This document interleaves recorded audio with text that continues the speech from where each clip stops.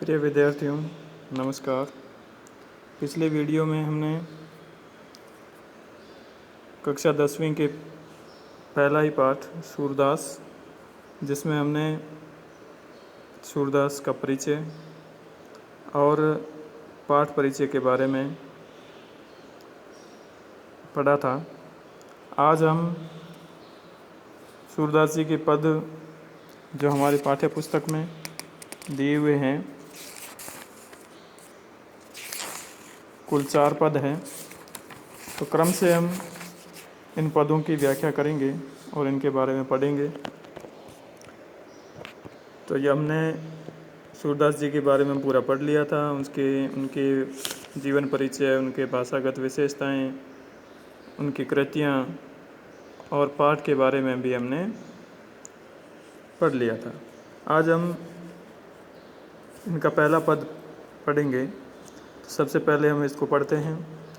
उदो तुम हो अति बड़भागी, अपरस रहत स्नेह तगाते, नाहिन मन अनुरागी, पुरैनी पात रहत जल भीतर, तारस दहन दागी, ज्यों जल माहे तेल की गागरी, बूंद ने ताको लागी। प्रीति नदी में पाऊँ ने बोरियो, दृष्टि ने रूप परागी, सूरदास अबला हम भोरी, गुर चांटी ज्यों पागी। तो ये पहला पद है सूरदास जी का, और इसमें प्रसंग ये है कि श्री कृष्ण जो है वो गोपियों से बिछुड़ जाते हैं, मथुरा चले जाते हैं। तो गोपियाँ उनके विरह में व्याकुल रहती हैं। तो श्री कृष्ण जी गोपियों की इन व्याकुलता को या उनके इस प्रेम को देख करके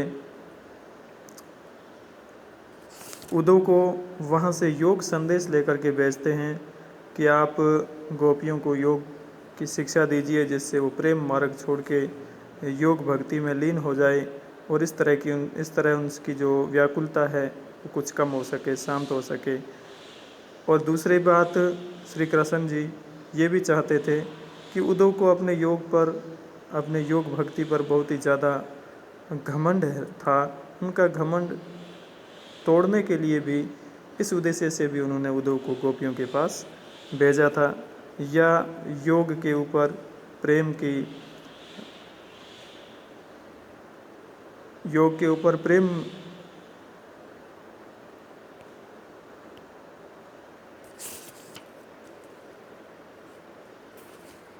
कुछ देर रुक गया था वीडियो।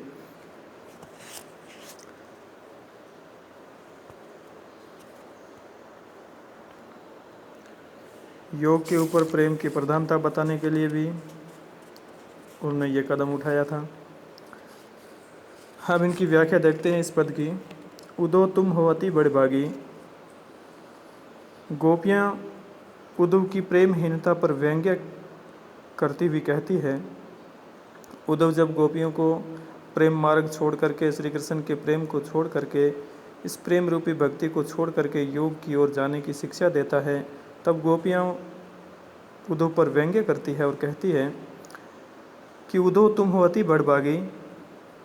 हे उद्धव, तुम सचमुच ही अति बड़भागी, अति यानी विशाल या बड़ा, बड़े भाग्यशाली हो।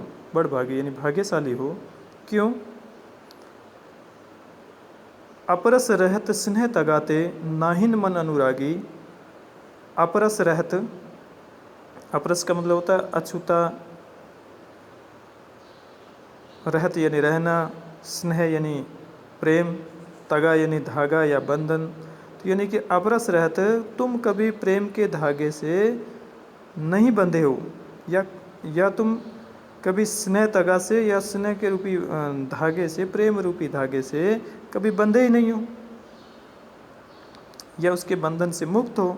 कभी तुमने प्रेम के बारे में या प्रेम को महसूस ही नहीं किया है, अर्थात तुम कभी श्री कृष्ण के प्रेम बंधन में बंधे ही नहीं हो, श्री कृष्ण के प्रेम को तुमने पहचाना ही नहीं है। तारस नाहिन मन अनुरागी, और नहीं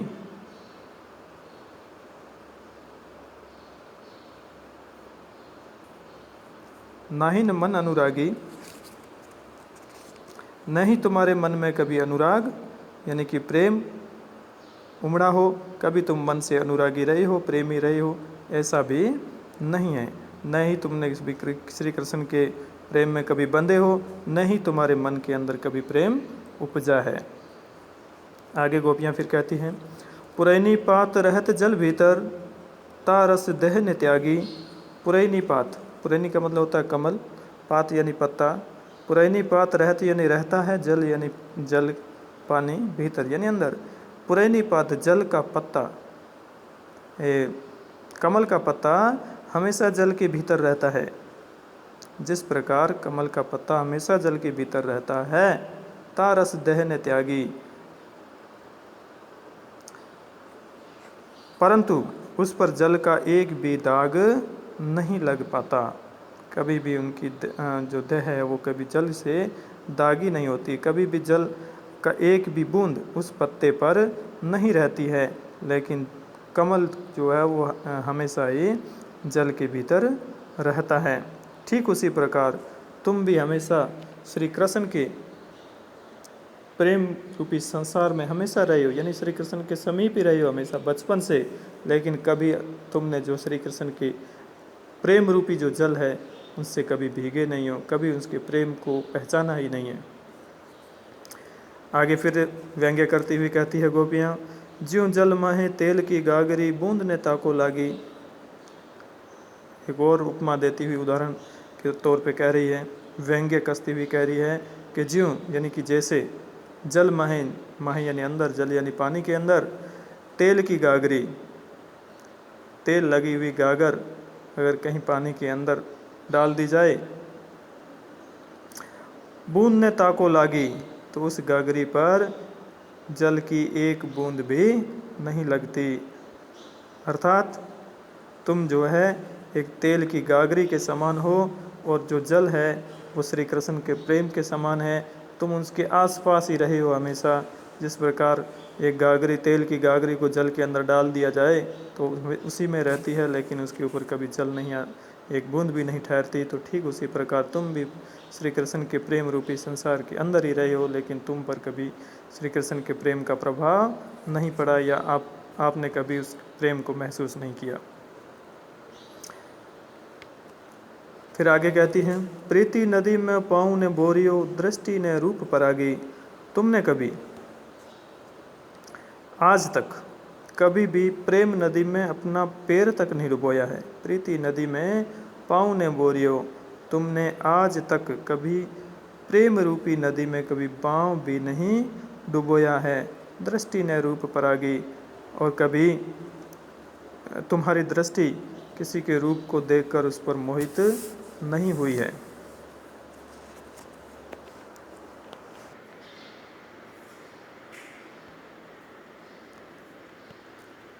आगे फिर कहती हैं, सूरदास अबला हम बोरी, गुर चांटी ज्यों पागी।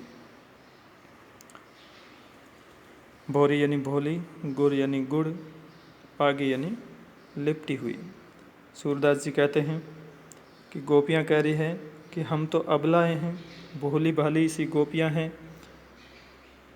तुम्हारे जैसी चतुर नहीं हैं, और हम अपने प्रियतम श्री कृष्ण की रूप माधुरी पर उसी प्रकार आसक्त होकर उसके प्रेम में मोहित हो गई है, जैसे चींटी गुड़ पर आसक्त होकर उसके ऊपर चिपट जाती है और फिर उससे अलग नहीं हो पाती और वहीं अपने प्राण दे देती है। तो हम उस चींटी के समान हैं जो गुड़ पर लिपट जाती है और मरते दम तक उससे अलग नहीं हो पाती है। तो यहाँ गोपियाँ जो है वो चींटी है, वो श्री कृष्ण वो गुड़ है जिसके ऊपर गोपियाँ आसक्त हो गई है। अब जीवन भर वो उनसे अलग नहीं हो सकती है। ये इसकी व्याख्या थी। अब एक बार पुनः हम इसको जल्दी पुनः व्याख्या कर लेते हैं। उदो तुम हो अति बड़भागी, यानी हे उदो तुम तो अति बड़भागी हो, बड़े भाग्यशाली हो। क्यों हो? अपरस रहत स्नेह तगाते, कि तुम जो है स्नेह रूपी धागे से हमेशा अछूते रहे हो, प्रेम रूपी धागे से हमेशा अछूते रहे हो, दूर ही रहे हो। ना ही मन अनुरागी, न ही तुम्हारे मन में कभी अनुराग पनपा है। पुरैनी पात रहत जल भीतर। जिस प्रकार कमल का पत्ता जो है वो जल के भीतर रहता है, लेकिन तारस दहने त्यागी, लेकिन कभी उसके कमल के पत्ते के ऊपर जल का दाग नहीं लगता है। ज्यों जल महे तेल की गागरी, जैसे जल के अंदर एक तेल की गागरी रख दी जाए, बूंद ने ताको लागी तो उसको जल की एक बूंद भी उस पर नहीं ठहरती है।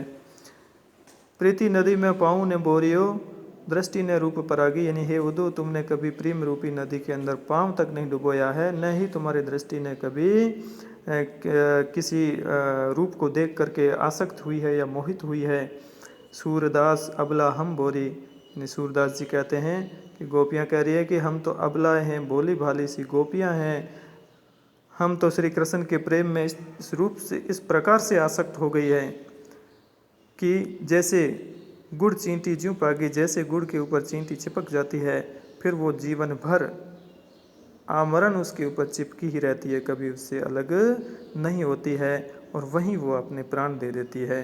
तो ठीक उसी प्रकार हम गोपियाँ जो है वो श्री कृष्ण के प्रेम भक्ति में ही अपना पूरा जीवन निकाल देंगे। जब तक हमारा प्राण है तब तक हम श्री कृष्ण के उसे प्रेम करते रहेंगे। तो ये था, इसकी व्याख्या थी। अब इसके अंदर कुछ प्रश्न मैं आपको बता रहा हूँ जो आपको अपनी कॉपी में लिखना है, उत्तर पुस्तिका में लिखोगे। पहला प्रश्न, इसमें एक बड़भागी शब्द आया है, पहली पंक्ति में है उदो तुम होवती बड़भागी। बड़भागी का अर्थ होता है भाग्यशाली, बड़े भाग्य वाला।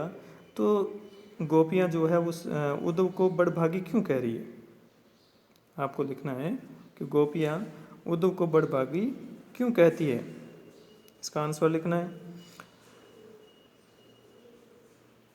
एक आपको प्रश्न देता हूँ, जैसे लास्ट अंतिम पंक्ति में दिया हुआ है गुड़ चींटी ज्यों पागी, गुड़ चींटी ज्यों पागी, इस पंक्ति के अंदर कौन सा अलंकार है।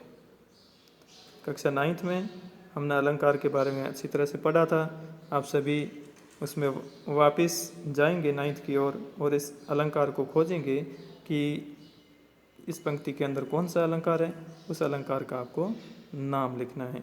और पहला प्रश्न लिखना था आपको कि गोपियाँ जो है गोपियों ने उद्धव को बड़भागी क्यों कहा है। 2 प्रश्न। तीसरा प्रश्न आप बनाओगे, ज्यों जल माही तेल की गागरी, बूंद ने ताको लागी का भावार्थ लिखना है। ज्यों जल माही तेल की गागरी, बूंद ने ताको लागी पंक्ति का भावार्थ लिखें।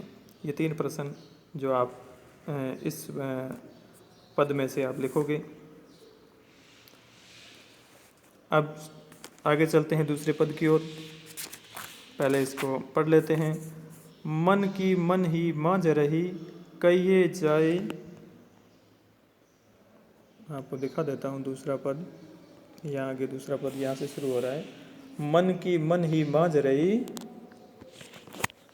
मन की मन ही मांझ रही, कहिए जाए कौन पेक ऊंधो, नाही परत कही, अवधि आधार आस आवन की, तन मन बिथा सही, अब इन जोग संदेशनी, सुनी सुनी ब्रहिनी ब्रहदई।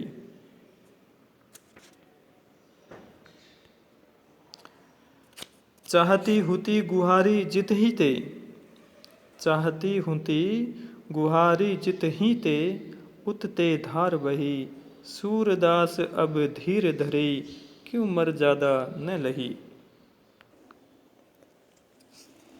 इस पद के अंदर श्री कृष्ण द्वारा भेजा गया योग संदेश सुनकर के गोपियाँ उद्धव को उल्हाना देती हुई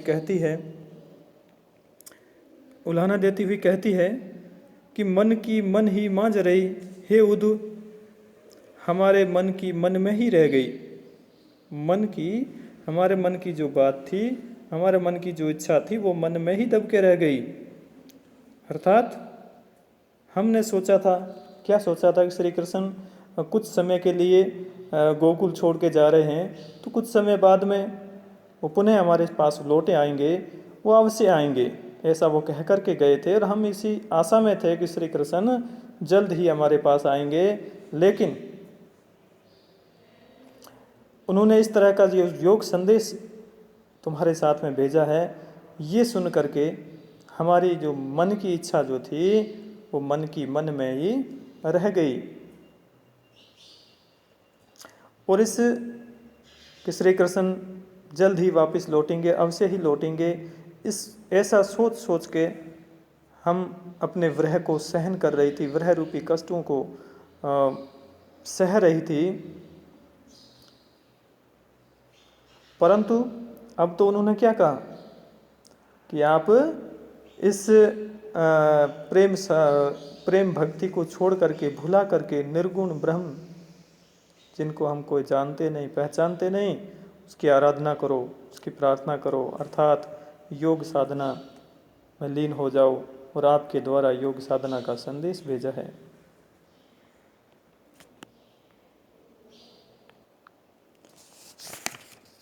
कहिए जाए कौन पे उदो।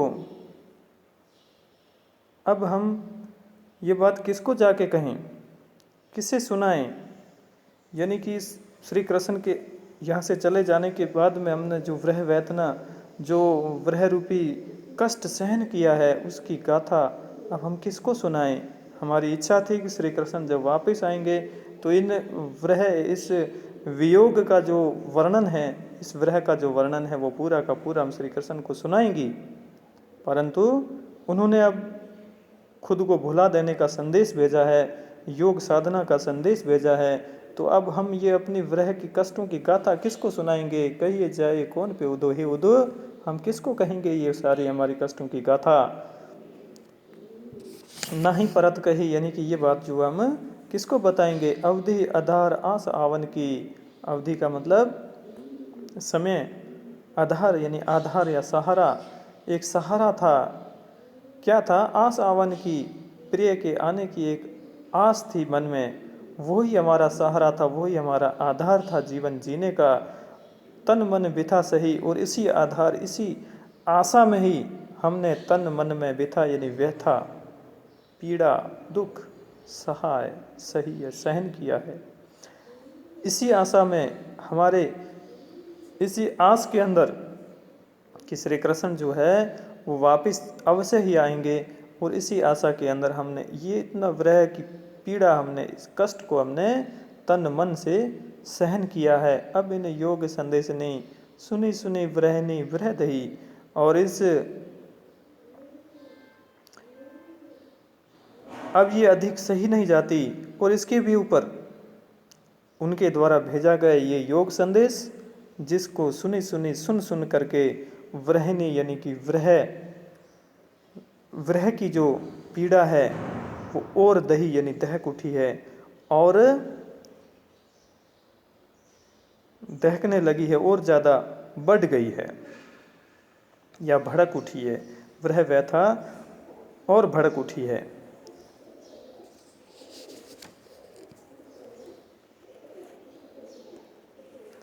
चाहती हुती गुहारी जिथि ते, चाहती हुती गुहारी जिथि ते उतते धार बही।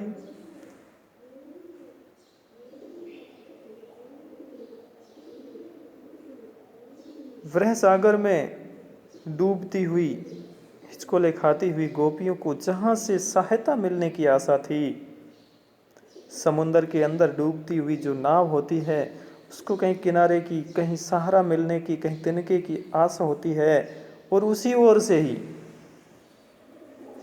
उतते धार बही, उसी ओर से ही तेज धार बह जाती है, एक लहर बह जाती है, तो नाव उसी पानी के अंदर और ज़्यादा समुद्र में डूब जाती है।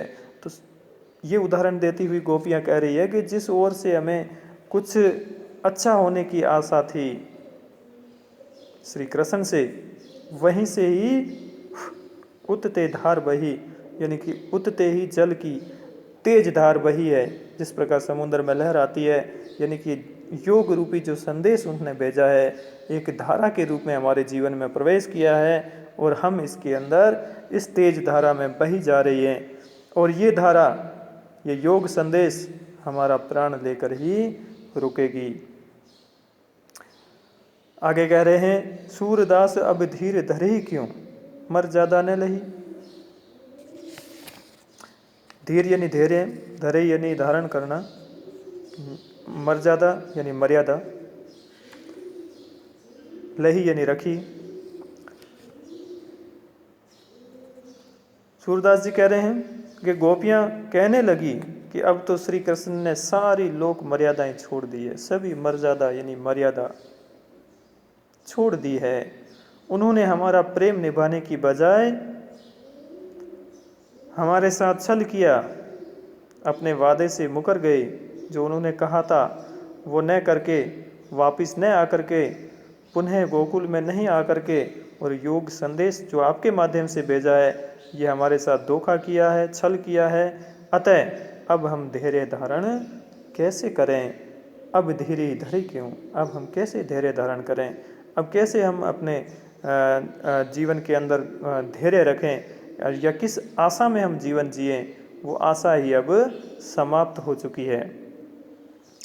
ये है, इसकी व्याख्या हो गई। अब इसके अंदर कुछ प्रश्न जो आप अपने उत्तर पुस्तिका में लिखोगे। पहला प्रश्न, गोपियों की वह वेदना और अधिक क्यों बढ़ गई? पाठ के अंदर अपने पंक्ति में कह रही है कि अब इन योग संदेश ने सुनी सुनी व्रहनी व्रह दही, व्रहनियों की जो गोपियों की जो व्रह वेदना है वो और ज़्यादा दहक उठी है। क्यों? इसका उत्तर लिखा है आपको। गोपियाँ धीरज धारण क्यों नहीं कर पा रही थी?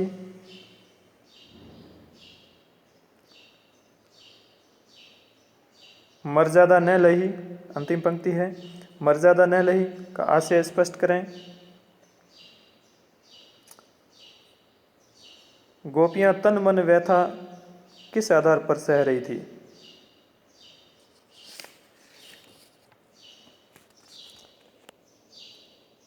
अब आगे तीसरे पे चलते हैं। तीसरा पद जो है उसमें गोपियाँ जो है श्री कृष्ण के और खुद के बारे में वर्णन कर रही है, उसका प्रेम कैसा है इसके बारे में बता रही है। हमारे हरि हारिल की लकड़ी, मन क्रम वचन नंद नंदन उर, ये दृढ़ करी पकड़ी।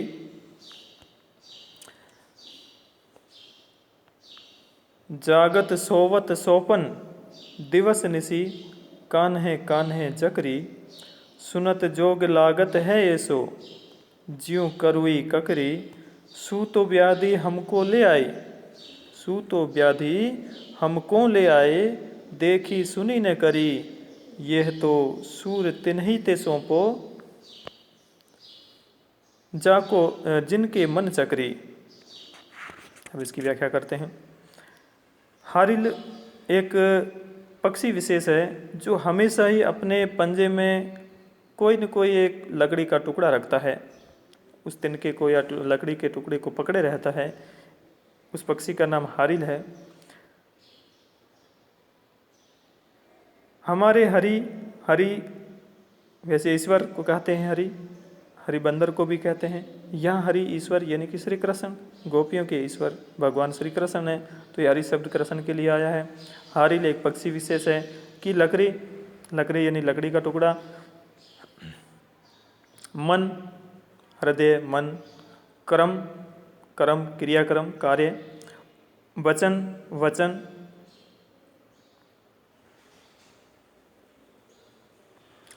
और हृदय, ये दृढ़ करी पकड़ी। दृढ़ यानी पक्का, दृढ़ता से, पकड़ी यानी पकड़ी हुई है। तो इस दो पंक्तियों की व्याख्या करते हैं। कृष्ण के प्रति अपने अगाध दृढ़ प्रेम का वर्णन करती हुई गोपियाँ उद्धव से कहती है कि हे उद्धव, हे उद्धव, हमारे हरि हारिल की लकड़ी, हमारे लिए तो श्री कृष्ण हारिल पक्षी की लकड़ी के समान बन गए हैं। हमारे लिए श्री कृष्ण, हरि जो है, श्री कृष्ण जो है वो हारिल पक्षी की जो लकड़ी होती है उसके समान हो गए हैं। अर्थात जिस प्रकार हारिल पक्षी हर समय कभी भी अपने पंजों में लकड़ी या तिनके को पकड़े रहता है,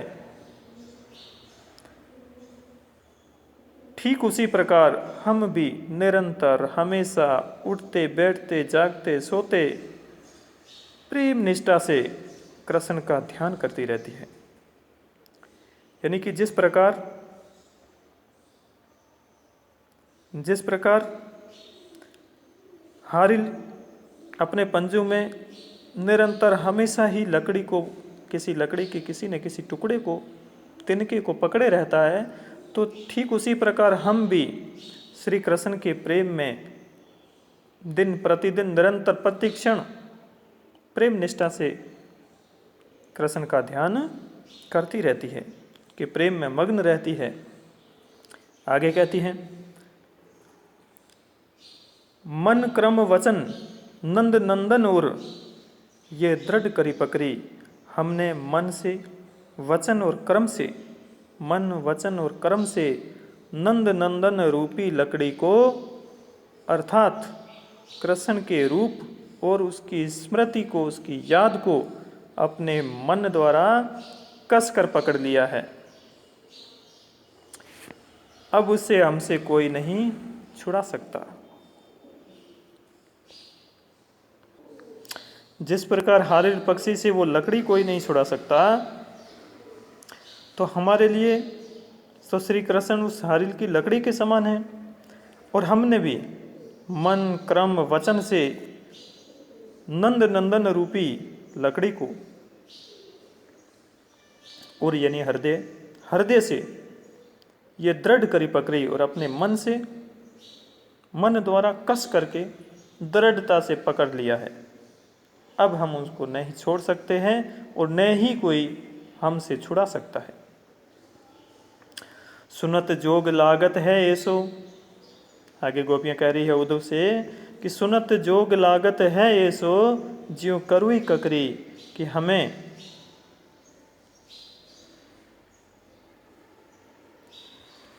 तुम्हारी, हे भ्रमर, हे उद्धव, तुम्हारी योग की बातें सुनते ही हमें ऐसा लगता है कि मानो हमने कड़वी ककड़ी खा ली हो।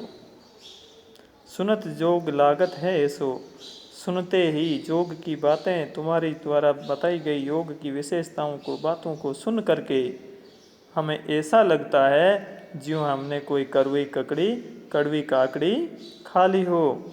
सू तो व्याधि हमको ले आए, सू तो व्याधि हमको ले आए, देखी सुनी न करी। व्याधि का मतलब होता है बीमारी, कि सू तो व्याधि हमको ले आए, ज्यों करुई ककरी, ज्यों करुई ककरी, क्या हम पढ़ रहे हैं, ज्यों करुई ककड़ी।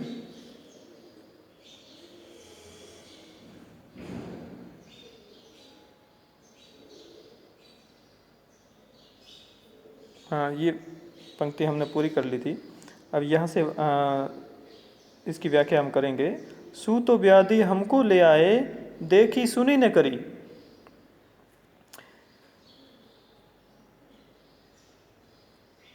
कि तुम तो हमारे लिए एक ऐसी मुसीबत ले आए, एक ऐसी बीमारी लेके आ गए हैं, एक ऐसी व्याधि लेकर के आए हैं जिससे हम पूरी तरह से अपरिचित हैं। न ही कभी हमने देखी और न ही कभी सुनी और न ही कभी करी, नहीं कभी उसको अनुभव किया है। इस तरह की व्याधि, इस तरह की समस्या, इस तरह की बीमारी जो योग है, वो तुम जो हमारे सामने ले आए हो। अब आगे गोपियां क्या कह रही है, उद्धव को बता रही है कि ये योग किसके लिए है। यह तो सूर तिन्ही ते सौंपो, तिन्ही ले सौंपो, ये तो सूर तिन्ही ले सौंपो, जिनके मन चक्री। यानी गोपियां कह रही है कि इस बीमारी को तुम उन लोगों को जा कर के दो जिसके मन चकई के समान, चक्री के समान हमेशा चंचल रहते हैं, अर्थात चक्री के समान घूमते रहते हैं, एक जगह स्थिर नहीं है। ऐसे लोगों को जा कर के तुम इस योग संदेश की बातें सुनाओ जिससे उनका मन स्थिर हो, किसी एक के अंदर परमात्मा में उनका मन लगे, परमात्मा की ओर अग्रसर हो। हमारे लिए ये सब व्यर्थ है। क्यों? क्योंकि हमारी चित्तवृत्ति, हमारा मन, हृदय, मन, कर्म, वचन सभी पहले से ही कृष्ण प्रेम में स्थिर हो चुकी है। हम तो पहले से ही स्थिर हैं, चंचल नहीं है।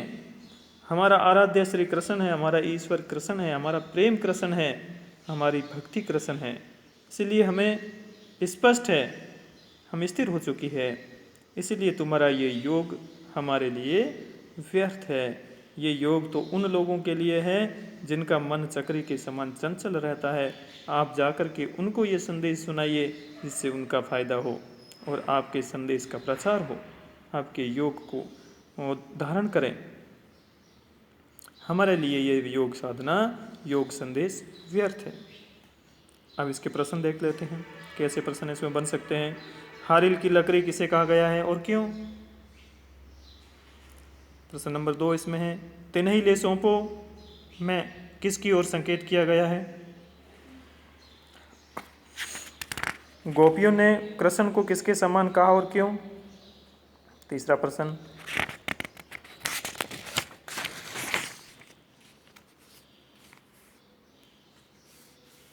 चौथा प्रश्न इसी में और लिख लो आप,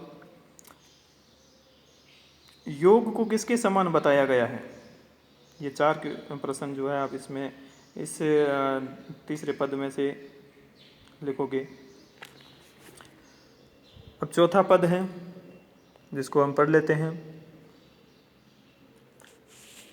हरि है राजनीति पढ़ी आए, समूजी बात कहत मधुकर के, समाचार सब पाए, एक अति चतुर होते पहले ही, अब गुरु ग्रंथ पढ़ाए, बड़ी बुद्धि जानी जो उनकी, जोग संदेश पठाए, उदो भले लोग आगे के, पर हित दौलत ढाए। अब अपने मन फेर पाइए, चलत जूं होते चुराए, ते क्यों अनिति करे आपुन, जे और अनिति छुड़ाए, राज धर्म तो यही सूर, जो प्रजा ने जाहि सताए। ये अंतिम पद सूरदास जी का भ्रमर गीत से लिया गया है। इसके अंदर गोपियाँ श्री कृष्ण के बारे में बता रही है कि अब वो राजनीति पढ़ गए हैं, अब वो ज़्यादा होशियार हो गए हैं, राजनीति को पढ़ लिया, पहले से चतुर थे, होशियार थे और अब ऊपर से राजनीति पढ़ लिए हैं, तो वो किस प्रकार से बदल गए हैं उसके बारे में गोपियाँ वर्णन कर रही है और उद्धव को कह रही है। गोपियाँ कृष्ण द्वारा भेजे गए योग संदेश को उनका घोर अन्याय और अत्याचार घोषित कर देती है कि ये योग भेजा गया योग संदेश एक अन्याय है, अत्याचार है। इस प्रकार से उसको बिल्कुल अन्याय रूपी कृत्य घोषित कर देती है और आपस में कह रही है कि हे सखी,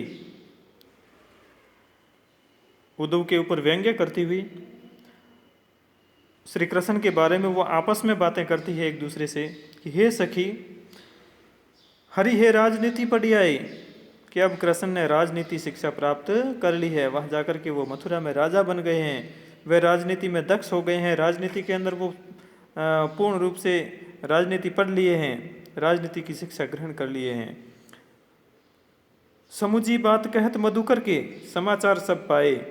ये भ्रमर हमसे जो समाचार कह रहा है इससे हमें वास्तविकता का पता चल गया है। समुझी बात कहते मधुकर के, मधुकर यानी कि भ्रमर, और यहाँ उद्धव के लिए आया है, यानी कि ये उद्धव जो है जो बातें कह रहा है उसको सुन करके अब पूरी बातें स्पष्ट हो चुकी है, अभी बात हमारे समझ में आ चुकी है, जो वास्तविकता है उसको हम समझ गए हैं, उस वास्तविकता का पता हमें चल चुका है, समाचार सब पाए और हमने सब पता कर लिया है।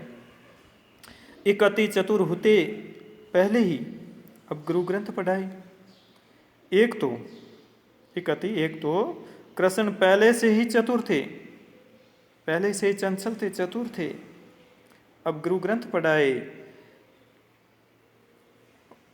और अब अपने गुरु से राजनीति शास्त्र भी पढ़ लिए हैं, अब अपने गुरु से ग्रंथ भी पढ़ लिए हैं, गुरु का ज्ञान भी ले लिया है, यानी कि वो राजा बने हैं तो वहाँ पर जो गुरु है उनके जो राजनीति का शास्त्र, राजनीति के जो क्रियाकलाप है वो भी उन्होंने पढ़ लिए हैं, और चतुर तो पहले से ही थे।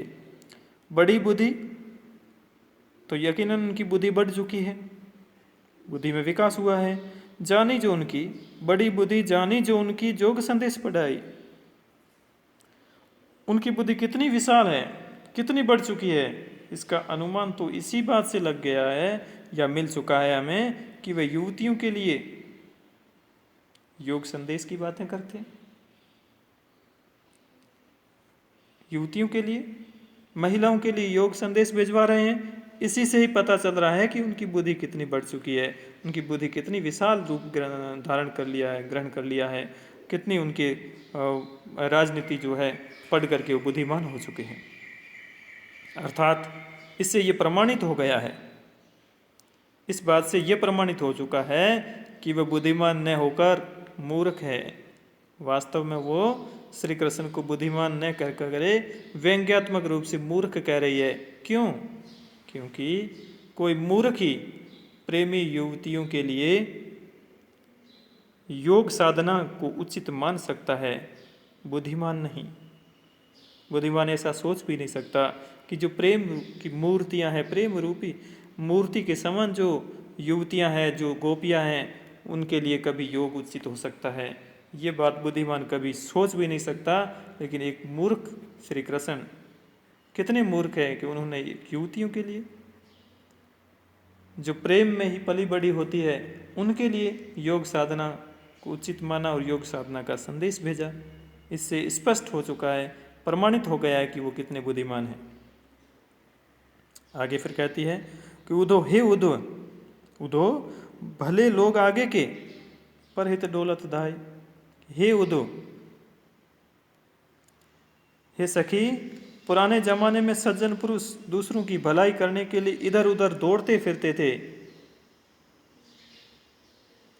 पुराने जमाने में हे सखी, भले लोग आगे के आगे यानी पहले के लोग जो बहुत भले थे, सज्जन थे, पर हित डोलत दाए, दूसरे के हित के लिए, पर यानी दूसरा, हित यानी भला, दूसरे के भले के लिए डोलत इधर उधर दौड़ते रहते थे, डोलते रहते थे।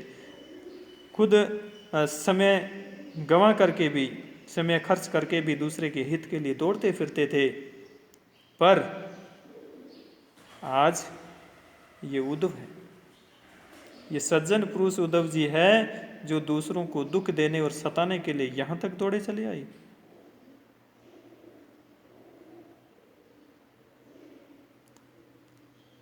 पहले के लोग कितने सज्जन थे जो दूसरे के हित के लिए, दूसरे के भले के लिए इधर उधर जाते थे। लेकिन एक आज के सज्जन श्री उद्धव जी हैं जो दूसरों को दुख देने के लिए, सताने के लिए मथुरा से गोकुल दौड़े आए हैं। अब अपने मन फेर पाइए, चलत जूं हुते चुराए।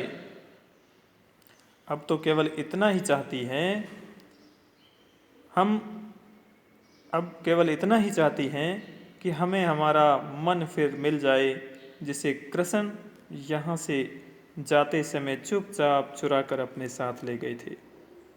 अब हमारी इच्छा क्या है? अब अपने मन फेर पाइए। अब हमें यही इच्छा है, हमारी यही आशा है, हमारी यही मांग है कि हमारा मन हमें वापस मिल जाए। चलत जूं हुते चुराए, चलते समय श्री कृष्ण चुरा के चले गए थे, वो मन हमारा वापस हमें मिल जाए। हम बस इतना ही चाहती है, केवल मात्र इतना ही हमारी इच्छा है। परंतु कृष्ण जैसे लोगों से ऐसे न्यायपूर्ण कार्य की आशा कैसे की जा सकती है? इस तरह की आशा ही श्री कृष्ण जैसे लोगों के लिए नहीं की जा सकती।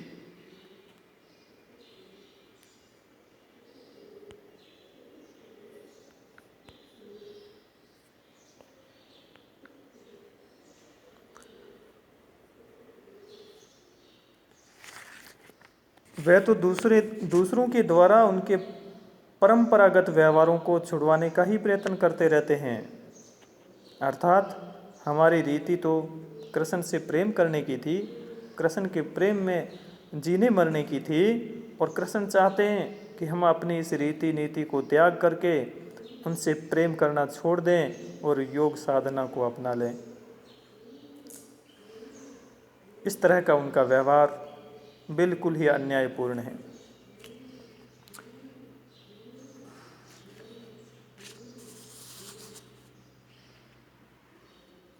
ते क्यों अनिति करे आपुन, जे और अनिति छुड़ाए। राज धर्म तो यही सूर, जो प्रजा न जाहि सताए। यानी कि श्री कृष्ण से इस तरह की बातें आशा रखना ही व्यर्थ है कि जो एक नीति को या जो परंपरागत व्यवहार हो उसको छुड़ाने की बातें करते हो, उस रीति को छोड़ने की बातें करते हो। हमारी रीति श्री कृष्ण से प्रेम की थी, उस प्रेम को श्री कृष्ण से प्रेम करने को छोड़ने की बात हो रही है, योग साधना को अपनाने की बात हो रही है। ऐसे व्यक्ति से हम नीति की या न्याय की बात करना ही व्यर्थ है। सूरदास जी के अनुसार राज धर्म तो यही है सूर।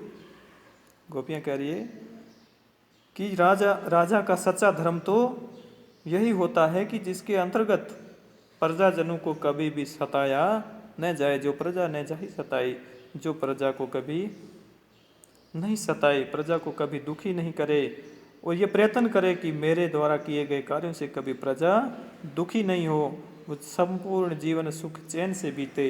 इस तरह के कार्य करने, इस तरह का व्यवहार ही एक राजा के लिए उचित होता है, एक राजा का राज धर्म होता है।